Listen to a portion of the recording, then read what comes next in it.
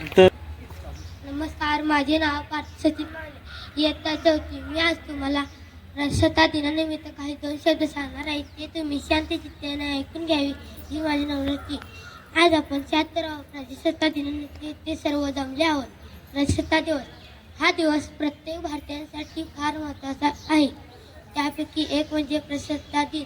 हा होय जानेवारी महिन्यात 26 तारखेला आपल्या भारताचा प्रजासत्ताक दिन साजरा केला जातो.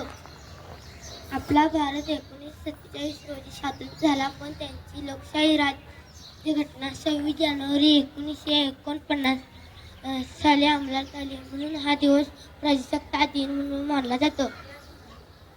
26 नोव्हेंबर 1949 रोजी आपली घटना संविधान लिहिली गेली, पण त्यांची प्रत्यक्षात अंमलबजावणी 26 जानेवारी 1950 पासून झाले.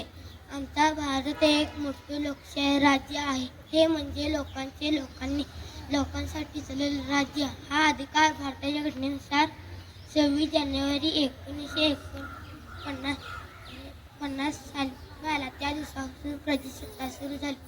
जय विश्व तिरंगा प्यारा, झंडा ऊंचा रहे हमारा. जय विश्व तिरंगा प्यारा, झंडा ऊंचा रहे हमारा.